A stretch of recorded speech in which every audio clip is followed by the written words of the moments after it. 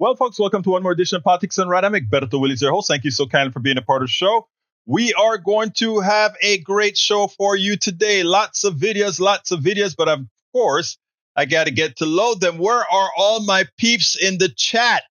Can it be that there's only Michael Rudnin whoa, where's everybody in the chat? ¿Qué está pasando con mi gente?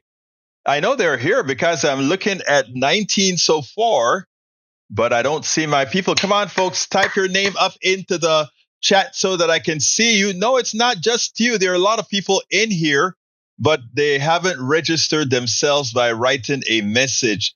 I've got 21 people so far, and that is just the start. It's going to zoom up in a little bit, but it's coming. I'm pretty sure people are going to start joining. We've been getting throttle. What that means, of course, well, you know what throttle means.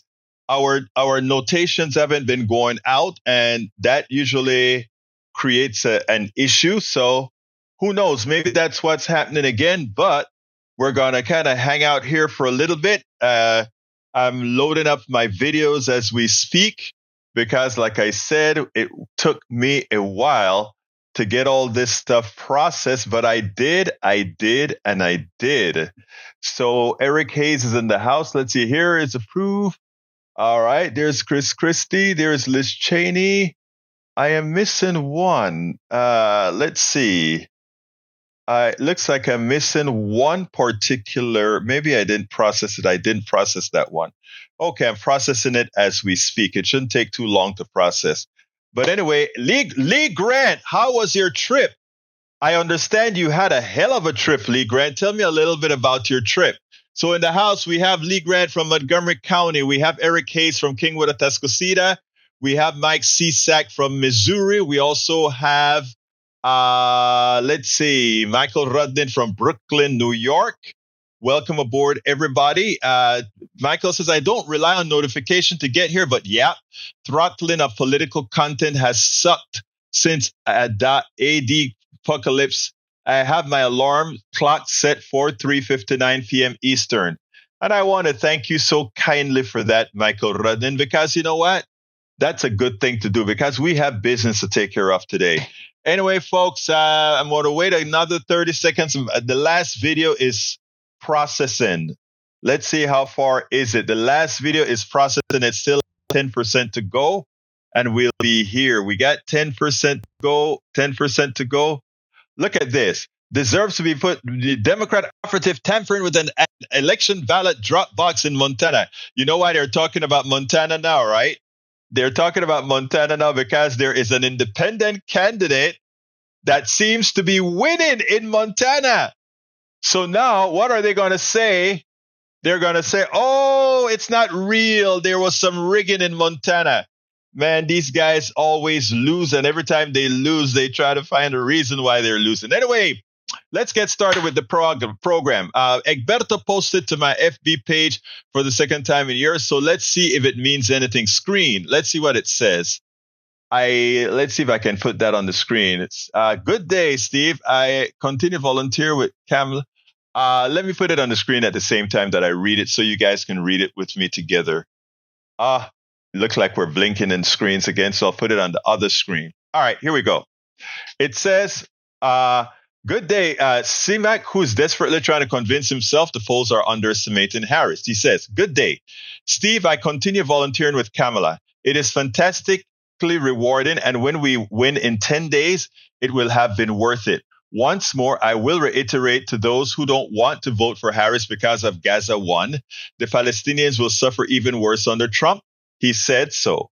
2, LGBTQ folks will be in danger. 3, women will keep being denied basic and life-saving care. Your vote for the viable candidate who is going the closest to your destination. No one is going exactly to your destination. Then next time for someone closer and closer. I understand the desire to end suffering now, but that's not how the world works. People will tell you it feels good to withhold your vote or vote third party, and it might. But I'm going further. If you care about any marginalized group, it is 100% selfish to withhold your vote when you know, and you do know, the other side is immeasurably worse for those exact groups. I agree with that 100%. And by the way, as far as the polls are concerned, there are some great things in the polls. First of all, the polls have turned around. The trajectory has turned around according to the national polls. I don't think anything really changed. I think these guys are looking and reading tea leaves. And now that they have some early votes and they've done some polling on the people who've already voted, they've seen some strategic differences in the people who voted and the people who are there. They're noticing that Republicans are now quite a few Republicans are voting for Kamala Harris, specifically women, which is something that I said would happen when I said we would have a landslide for Hillary. And I still maintain that. I was on a call today. We're doing Pacifica Network is going to be broadcasting on over 100 stations this on election day between 7 Central and probably 2 o'clock Central. And I'm one of the hosts that's going to be on those 100 and something radio stations. And we're talking about it. And those people were talking about it's going to be late before we have a result. And I told them, I think we have a result by 11 o'clock Central Time, which is midnight Eastern Time. I think we'll have a distinct result by Eastern Time at midnight, no later than midnight. That's my opinion. Okay. Welcome aboard, May Wood from Long Beach, California. Welcome aboard. I think I saluted Lee Grant already. All right, and Mike Cisak, I saluted. Okay, what else have we got here, Radin? Is that another thing to put on the screen? Let me see. Oh, good day, Steve. I continue to. Okay, I see it again. Okay, great. Thank you, Michael. I think I did my part and put your stuff on the screen. All right, what else have we got here? What else have we got here? What else have we got here? Okay, let's get to the first video. All right. I think I just got through processing it so I can add it to my storyboard here. I just added it to my storyboard, and here we go with it. All right, let me set this up. I want to set this up first of all because it's important. It is very important. You know, we speak about the Republican or the MAGA party now, based on its leaders, have become a party of hate. And I don't say that lightly. And when I talk about these people are looking to find everything in just about every identity to put down, every identity that doesn't fit that profile. You know what I'm talking about. And it is hard to see, it's hard many times to just tell people that story because most people simply don't believe you because, one, they shutter their eyes to it. And number two, they don't quite want to believe that they are supporting a party that is a group of folks that are led by a degenerate set of homophobic, sexist, misogynist racists, right? They don't want to believe it. They're not necessarily that, though some are, but most are not that. I know many MAGA folks that even as they are partially racist and partially sexist and partially all these things, deep inside, they don't believe they are, and they do want to do better. But there's always that trigger because that disease is already infecting them. Like I used to be infected with certain ism diseases as well. When you're infected and you're not yet first of all cured and then inoculated against it, what tends to happen is triggers. I don't know if you guys remember, I've said many a times that I knew I was cured of my homophobia when I saw two guys kissing and it was like, there were no triggers that actually got me back into my homophobic state. Well, a lot of people don't want to be sexist, don't want to be racist, don't want to be xenophobic, don't want to be all these things. And they don't, and they're trying, they're working at it. But then the trigger comes. Our country was getting better, trying to get better. But then Donald Trump came and he reinstituted all the triggers again before we could be excised from the disease. before we could be inoculated from the disease. And henceforth, we've now have to deal with a party, a cult taken over by Trump and MAGA. So, if you want to see a montage of Trump's closing statement at Madison Square Garden in New York, you get to see exactly who the leaders of these people are and why these people are the way they are. I want you to listen to this. Watch this. This is who these leaders are. And the ones that we don't have here, the evangelical preachers, in as much as they are less graphic, they're actually worse. But take a look at this and then we'll take it on the other side. Want to know what a second Trump term will look like and sound like? MAGA World gave the country an honest preview of it during an all-day event at Madison Square Garden this weekend. And it is worth listening to because this is what the GOP is standing behind. It's wild. And these Latinos, they love making babies too. Just know that. They do. They do. There's no pulling out. They don't do that. They inside, just like they did to our country. I don't know if you guys know this, but there's literally a floating island of garbage in the middle of the ocean right now. Yeah. I think it's called Puerto Rico. Okay. All right. Okay. We're getting there. Cool. Black guy with a thing on his head. What the hell is that? A lampshade? Look at this guy. Oh my goodness. Wow. I'm just kidding. That's one of my buddies. He had a Halloween party last night. We had fun. We carved watermelons together. It was awesome. She is some sick that Hillary Clinton, huh? What a sick son of a. The whole party, a bunch of degenerates, lowlives, Jew haters, and lowlives. Every one of them. You got homeless and veterans, Americans, sleeping in their own feces on a bench in Central Park. But the illegals, they get whatever they want, don't they? 5-star hotels, cash, probably get Yankee Dodger tickets tomorrow night. She is the devil, whoever screamed that out.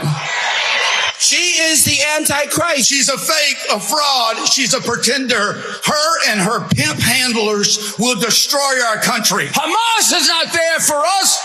Iran is not there for us. They want to kill us. And the Palestinians are taught to kill us at 2 years old. They won't let a Palestinian in Jordan. They won't let a Palestinian in Egypt. And Harris wants to bring them to you. Who's going to stand up and say the cartels are gone, the criminal migrants are gone, the gangs are gone, America is for Americans and Americans only? It's going to be pretty hard to look at us and say, you know what? Kamala Harris, she got 85 million votes because she's just so impressive. As the first Samoan, Malaysian, low IQ, former California prosecutor ever to be elected president, it was just a groundswell of popular support. Spare a prayer for Governor Tim Walz, because he's got the hardest job in American politics. He's got to convince the American.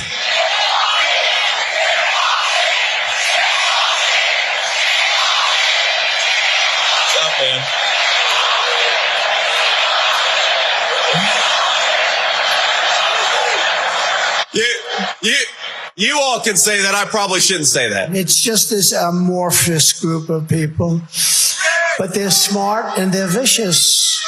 And we have to defeat them. And when I say the enemy from within, the other side goes crazy, becomes a sound. Oh, how can he say?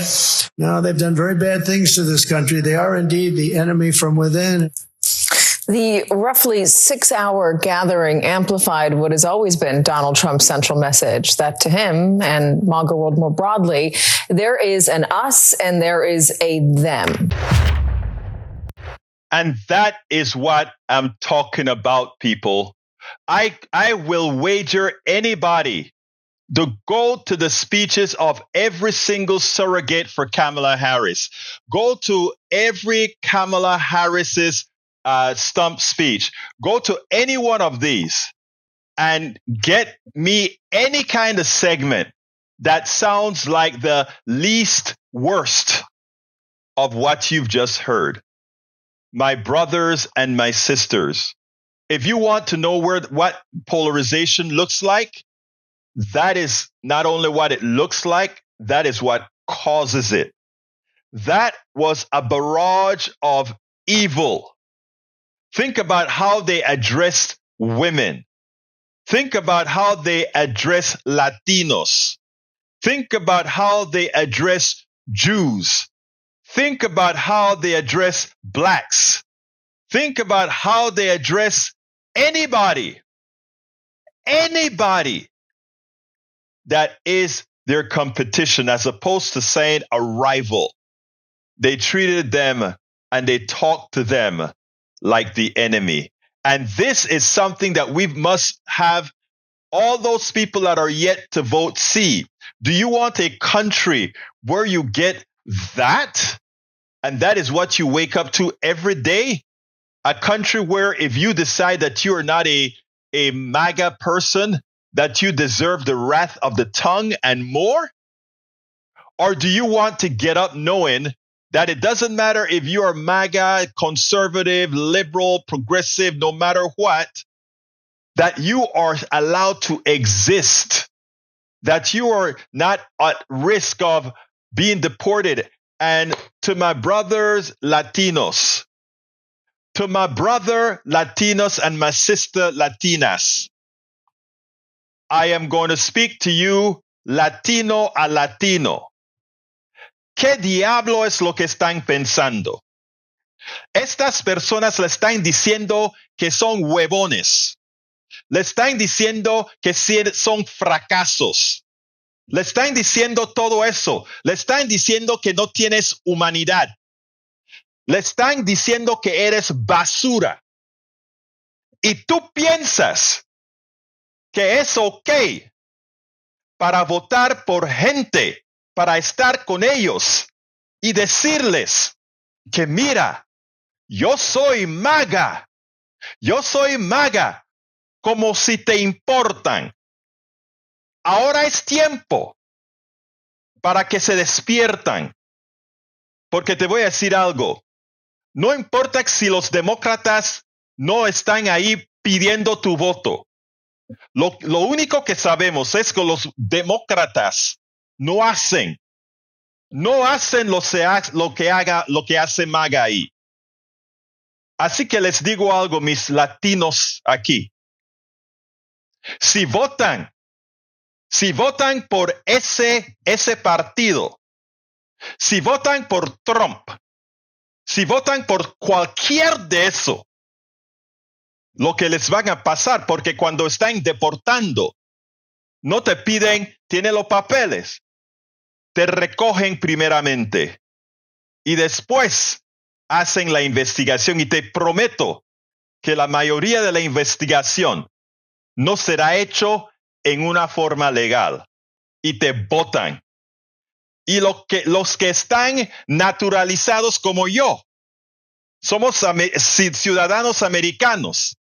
Pero te voy a decir algo, aunque somos aquí legales como ciudadanos de los Estados Unidos, aunque somos así, te digo, nos votan porque lo que va a hacer Trump, la Corte Suprema le ha dado la permisión, le permite no seguir las leyes.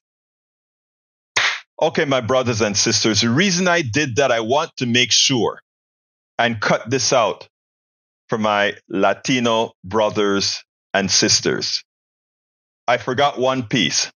Así que les voy a decir, mis hermanos, un voto para Trump es un voto para su fracaso, un voto para tu deportación. All right, folks. Anyway, let's get busy here. I have some other great videos that I want to show. But before we do that, let's go to some of the questions here or comments. Hate, that's crap. Let's continue. Eric does not realize the hate is coming from your side. Yeah, of course, the hate is coming from one side and one side only. Paul Fleming says, Senator Warren, while Kamala Harris and I worked in the Senate on Puerto Rico's recovery from Hurricane Irma and Maria, introduced a bill to provide housing for displaced disaster survivors and push for needed debt relief for Puerto Rico. Trump and his admin totally botched the response to Irma, delayed emergency funds, lied about the death toll, refused to activate, belittled Puerto Ricans by tossing paper towels. You remember that? I remember that like it was yesterday. Watch the conservatives talk free speech without realizing that their speech about open racism, sexism, and xenophobia has consequences. And yes, it does.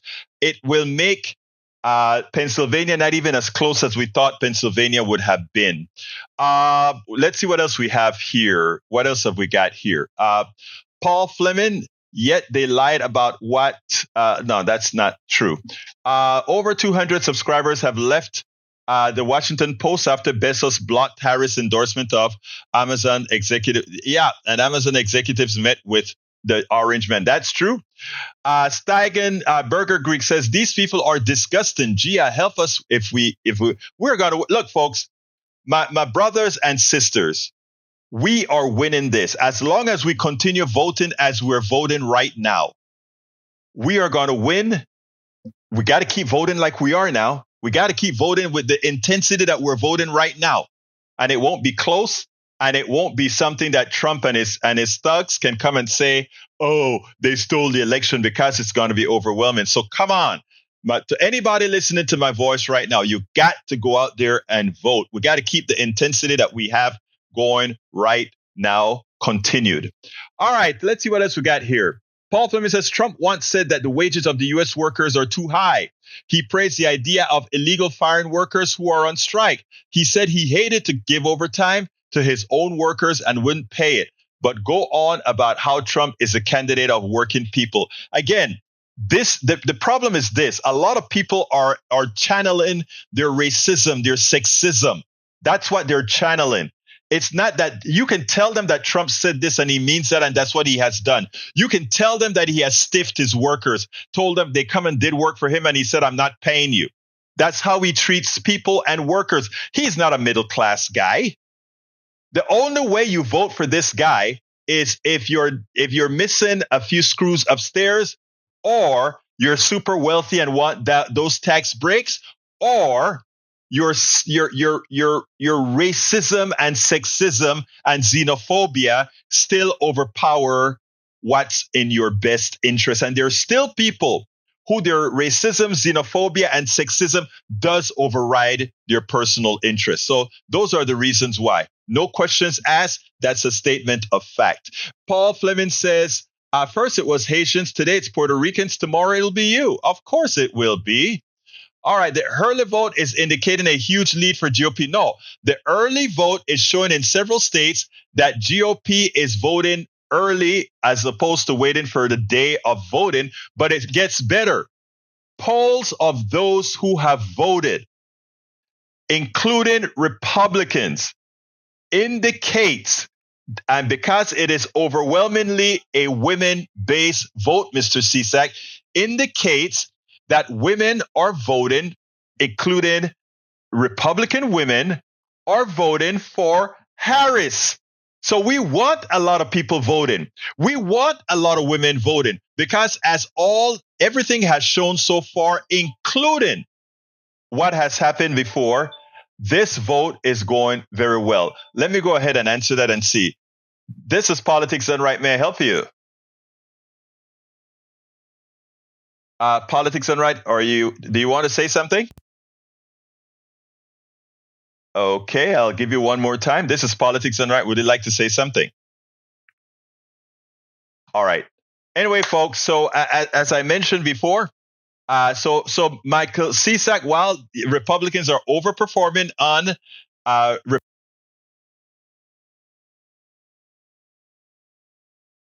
let's be clear, they're overperforming compared to the years before. when the people who have already voted are polled, it's turning out that many Republicans are voting for Kamala Harris. So go smoke that, my brother. Go smoke it. Michael Radin says, Egberto, one of the screen for Paul, a majority of Americans supporting raising the minimum wage to 17 hours. We're way overdue. Absolutely so. And let me see what your thing says. Let's see. Para ver. Oh, that's a good chart, guys. That's a very good chart. Let's see if my stuff stopped blinking. It's still blinking, but I'll put it. I have to remember to change the screen in a little bit. But there we go. Let me put it on the screen for you. There is a screen. $9 minimum. That is a vote quantity. And when you see 85% support, that means you have a lot of Republican support, folks. That means you have a lot of Republican support. Look at that. $12 minimum wage, 96% support, $17 minimum wage, 85% support. When you see $17, oh my God, independents, there you have it separated by likely voters. Look at that. Republicans at 45%. $17 only 25%. You kind of wonder sometimes how people think. All right. Thank you for that, Senor Radin. That's a good one on the screen. I got to take it off. Let's go ahead now and see what else we got here. Paul Fleming says Georgia has roughly 90,000 Puerto Ricans, making them the second largest Latino population in the state. Cobb and Gwinnett, north of Atlanta. And I know a couple of Puerto Rican ladies in Atlanta. I need to check her out and see how it's going out there. Lee Grant says, soy maga, es la verdad. Yo sé que eres maga, pero te voy a decir algo. Yo no creo que tú eres completamente racista como los demás de muchos de los magas que están ahí. All right. Michael Radis says, Egberto, some of us need subtitles. You know what? I'm going to see if my generator can put some subtitles in there for it. Okay. All right. What else have we got here? Eric Hayes says Fauci was COVID. No. Donald Trump was the one who mismanaged COVID. All right, what else have we got here? Remember that just last week, we also found out that Trump was enraged by the funeral costs for slave Latina U.S. Service member Vanessa Guillen. It doesn't cost $60,000 to bury an effing Mexican, is what he said. Guillen, you know what? I should have included that in that piece that I did. I may go ahead and when I chop it up, do that. Thank you for showing me that, brother. I forgot about that one. All right, Paul, fascists always have the same targets: immigrants, LGBTQ minorities, women, unions, and their left opposition. Let's see what else we got. Calls. Let's see. Michael says, replying to Paul, raw story. He'll say anything before an election. Ex-Senator blasts Trump after bombshell report. Yep. Okay, I can't read all of that right now because I got some more videos I got to play. Let's go ahead and take a look at here the economy. When we talk about the real economy and who is best for the economy, check this out, and then we will take it on the other side.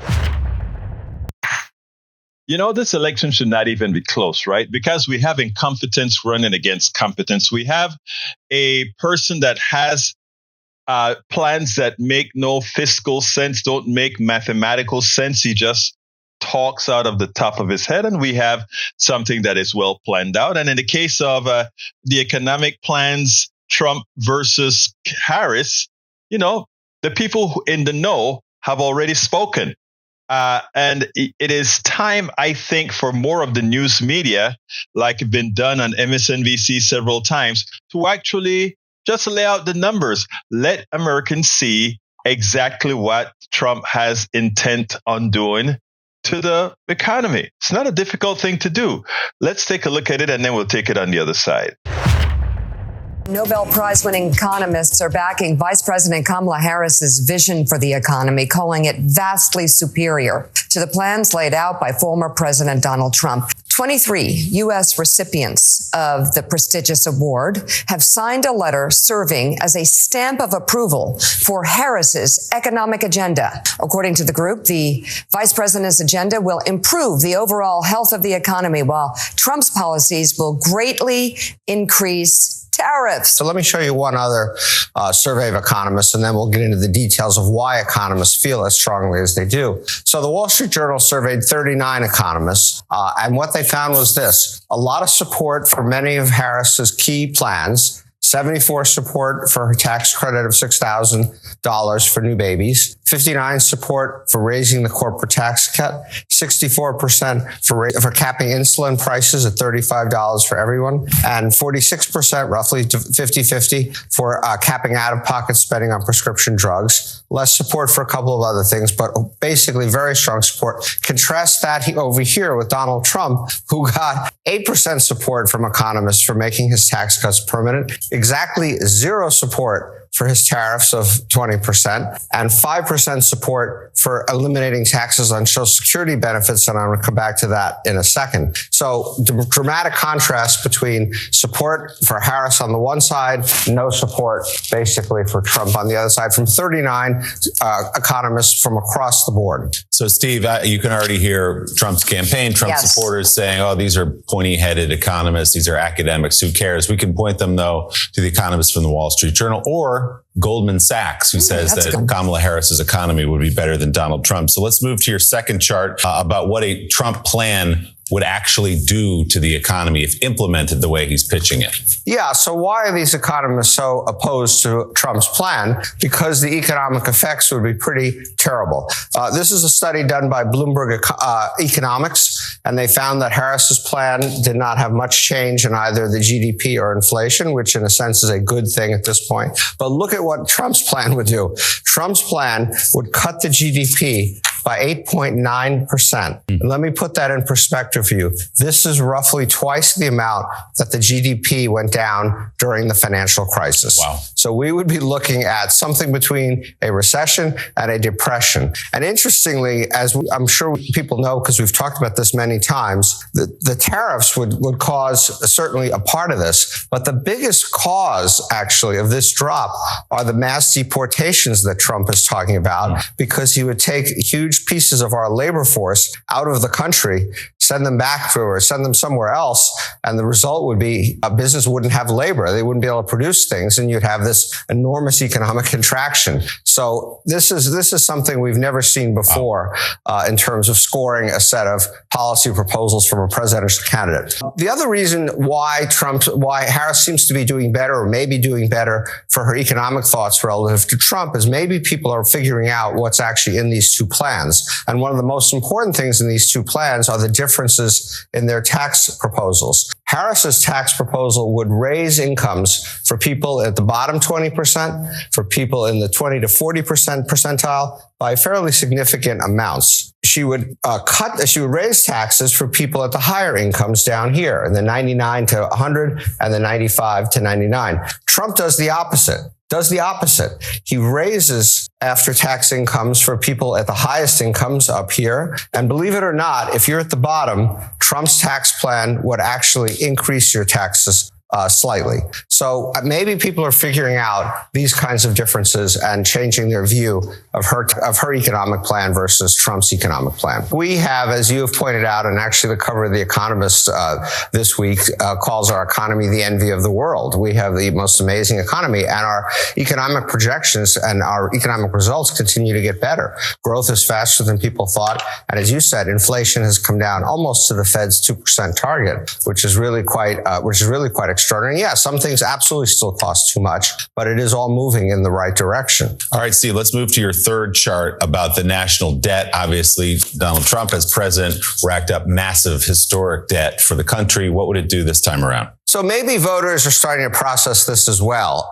And one of the things that Donald Trump has done, among his more cynical things that he's done, where he's throwing out tax cuts for everybody over time and this and that, is cutting taxes on Social Security benefits. And that may sound like something you want to do, but the consequences of it would be pretty terrible, because the Social Security Trust Fund, which is already going to run out of money out in 2034, would be decimated by eliminating Social Security taxes from their source of income, and insolvency would come 3 years earlier, and there would be a huge cost to other taxpayers, presumably, to make up for this gap.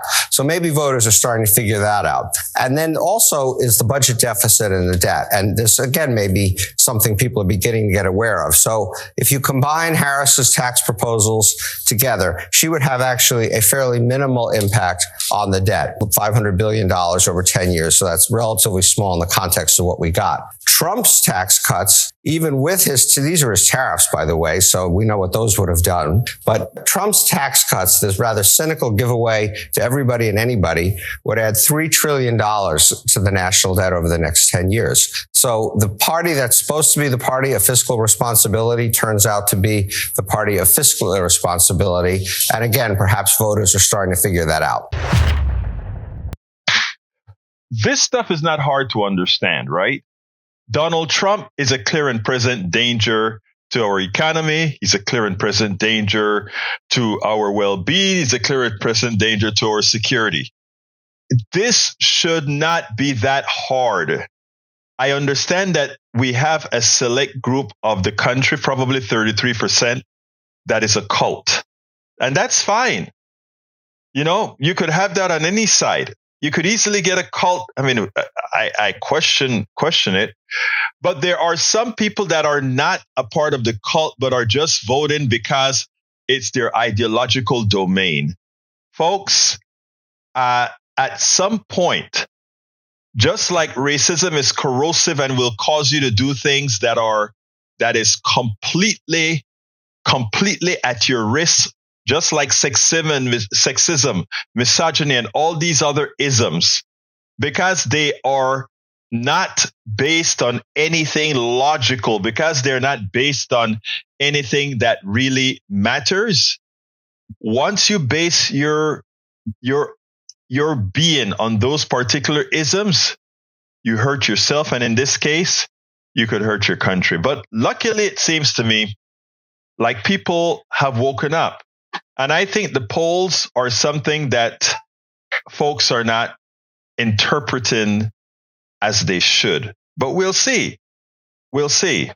If you want a good economic system, you cannot.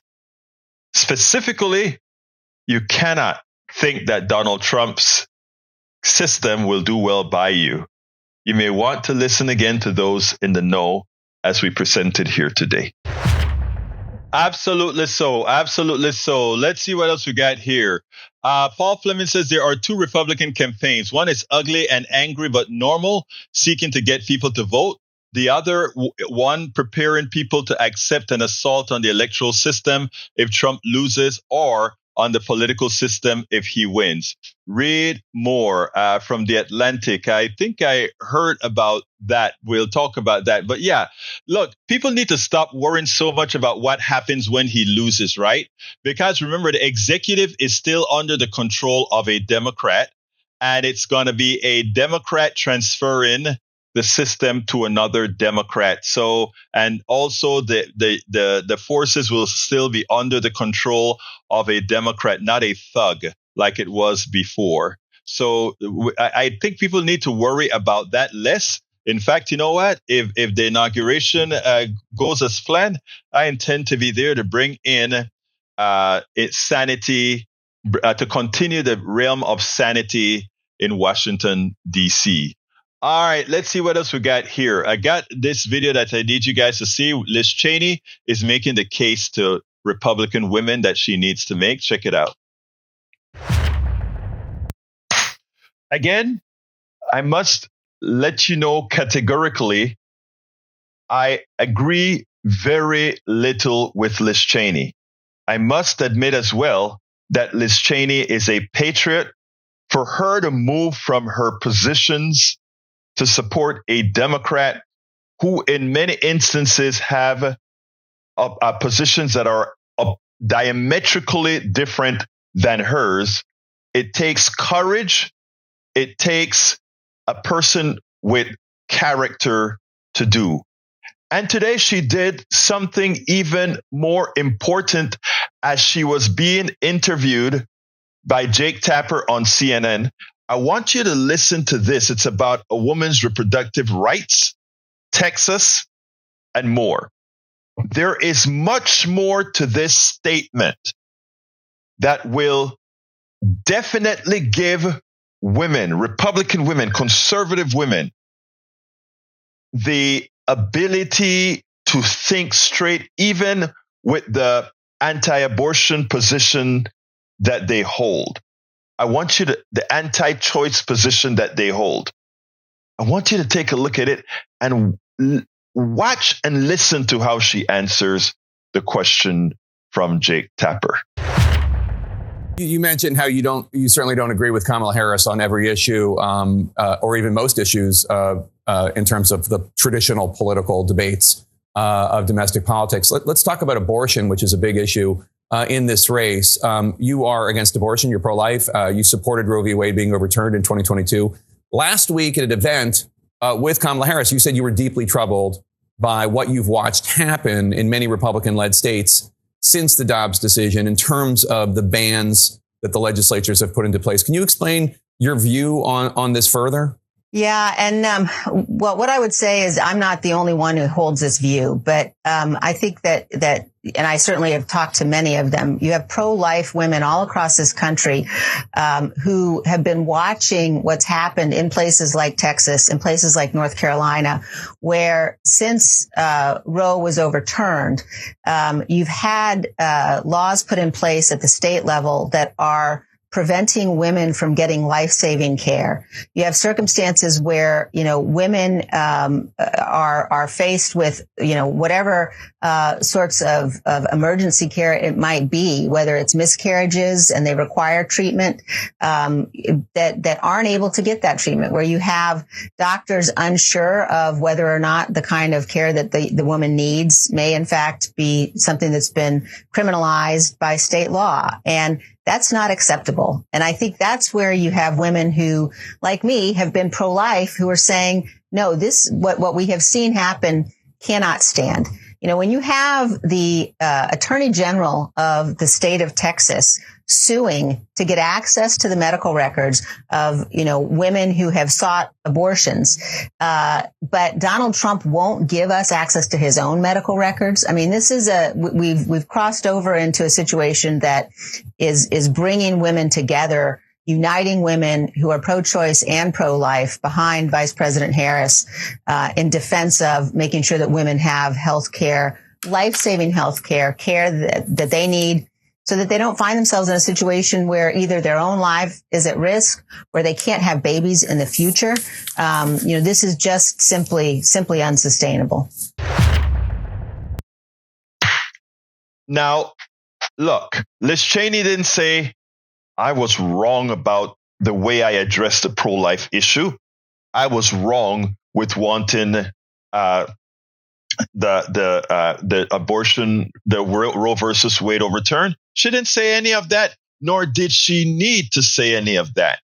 Because, when you're dealing with people that simply think ideology, talking points, etc., it's very hard to get somewhere. But when you talk about something affecting the livelihood of somebody, when you talk about something affecting the life of somebody, when you talk about a woman being injured by policy, when you talk about a mother dying by policy, at that point in time, talking ideological rigidness makes you, for the lack of a better word, a supporting killer. And that is what most people aren't. So when Liz Cheney answered the question the way she did, she showed that she was able to separate humanity from her ideology. An ideology that I think many a times lack humanity.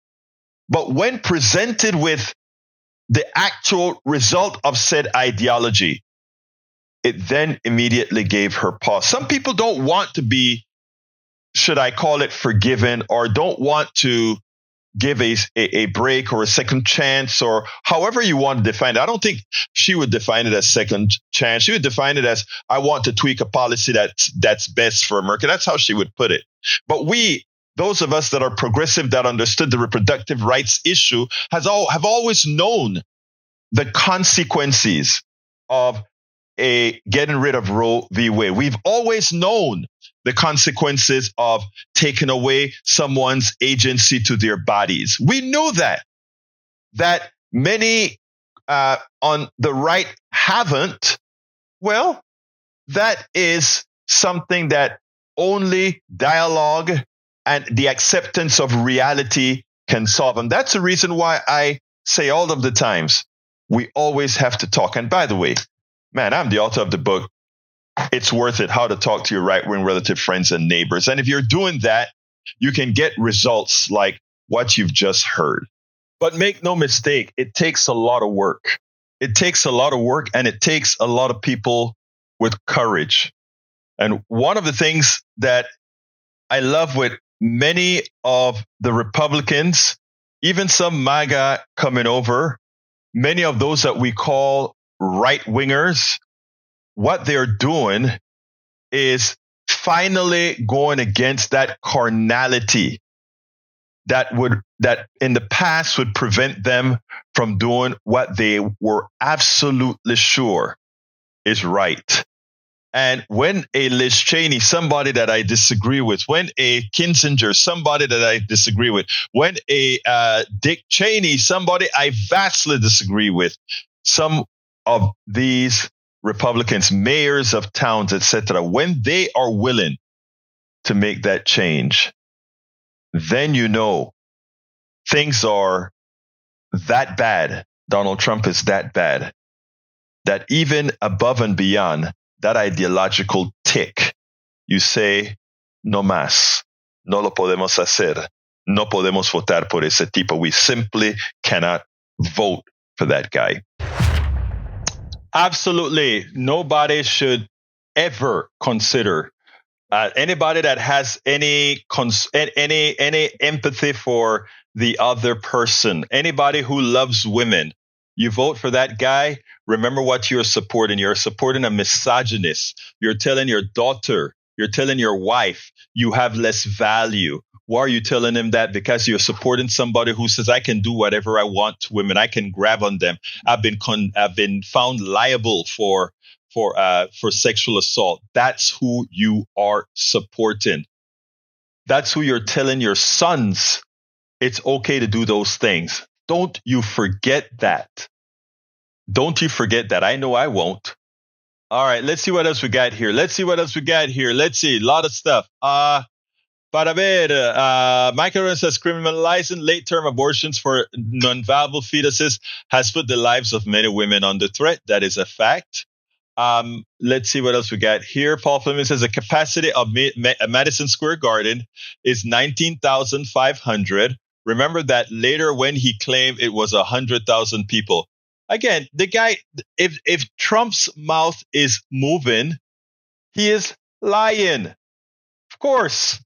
We know that. Oh, we had 100,000 people coming to see him in New York. No, Madison Square Garden holds 19,000 people. And I don't even know if it was filled to capacity, but but it can only hold 19,000 people.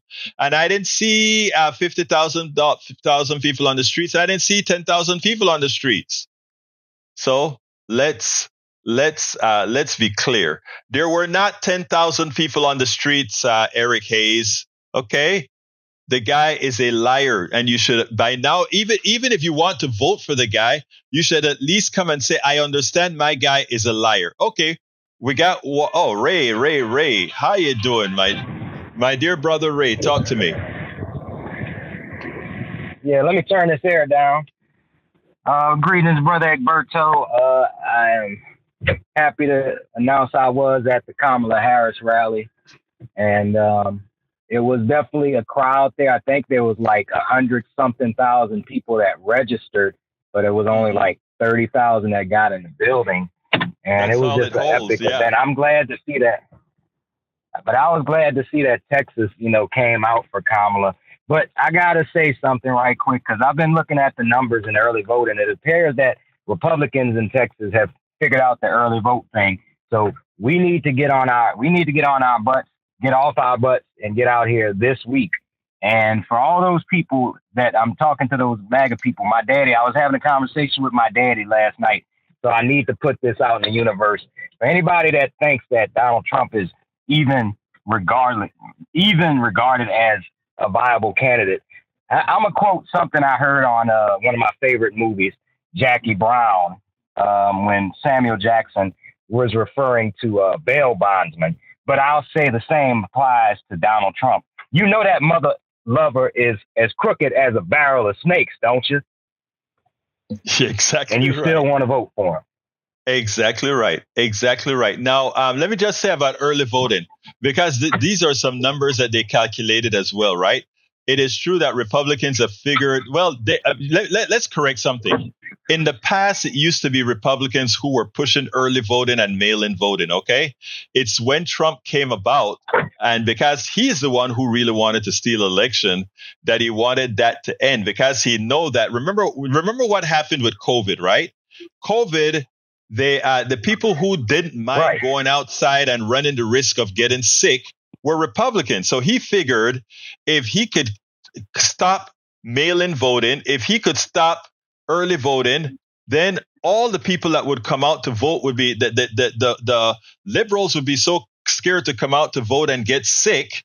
They will go out there, and that only his people who don't mind getting COVID, who don't want to wear masks, those people are going to vote, and that's an automatic win for him. To him, early voting and mail-in voting was an existential threat, and it turned out to be right. He lost by 7 million votes. So, now when it comes to what's happening now, we're just going back to form where Republicans used to always vote in high numbers for mail-in voting and for early voting. Now, the thing about it is this: there's a difference between whether the early vote is a cannibalization of the day of vote, or you're getting the people who haven't been voting to vote early. And I don't have the numbers about Texas, but in places like Georgia, the early voters are include a large percentage of low propensity voters, and it also includes a lot of Republican women, many more Republican women than Republican men. And the polling that's been done on women who have already voted, Republican women, show that quite a few of them are crossing the border to vote for Kamala Harris. So the numbers are not as they may seem. Anything else, my brother? Yeah, and I'm holding on to hope. No, I'm holding on to hope that we're all right, and there are going to be some surprises, some pleasant surprises. I would hope that maybe we would see something, maybe a combination of what we saw in 2016, where there was an undervote that wasn't counted for, and then we see a huge proportion of votes go to Kamala Harris and to our Democratic Texas candidates. And then there's another scenario where basically, I don't know, we might have a situation where Kamala Harris could win the Electoral College but lose the popular vote. And I'd be okay with that, because at this point, I don't see that really. I honestly can't see that, because there's always California and New York. I don't see that happening. And the number of votes that are going to come out of California and New York are going to be so lopsided. It's hard for that to happen. In fact, that has not happened ever for the Democrat in this century. So, I mean, the only people that have constantly lost the popular vote has been Republicans. They've not won the popular vote, even though they've held the presidency for Donald Trump without winning the popular vote, and for George Bush without winning the popular vote. But I tell you something else, okay? I want people to vote, and I want a lot of Republicans to vote, but I want Republicans to take the responsibility and vote correctly.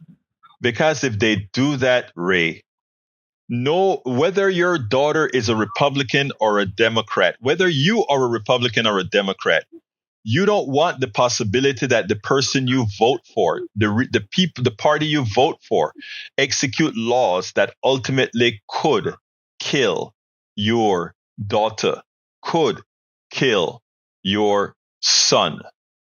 And so when I see all these Republican votes, right, a lot of the pundits are saying, those Republicans that are voting.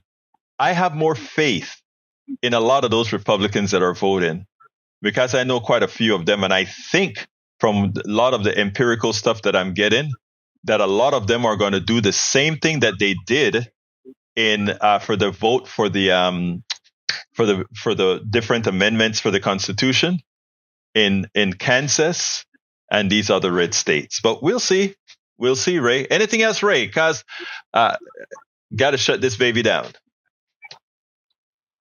Well, like I say, I'm not a Christian, but they do have a good principle to go by, and that is faith without works is dead. So I'm going to keep the faith, and I'm going to keep working, and we're going to win this thing. Because when we fight, we do win. We win. I want to thank you, first of all, for all the work that you're putting in to make sure our people go out there and vote. Very important. Thank you, brother. You have a great rest of your day, all right? All right. You too, brother. Take care. Peace.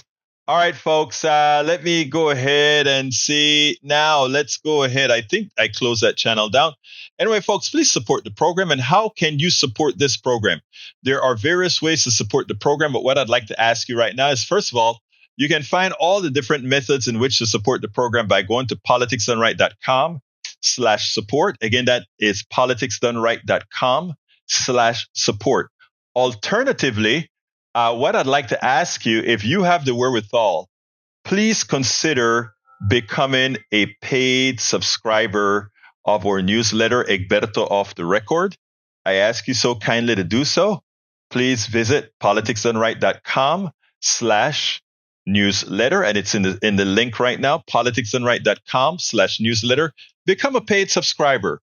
You get a lot of good from it. We also give you the access to read all of my books online. You get all the perks that we send you. Anyway, I got to get out of here. My name is Egberto Willies. This is Politics Done Right. And you guys know how I end this baby. I am what? Out. We spend a lot of time deconstructing the news, trying to parse it into a form that everybody can understand. We try to find those little nitpicks where it flies above the fray, etc.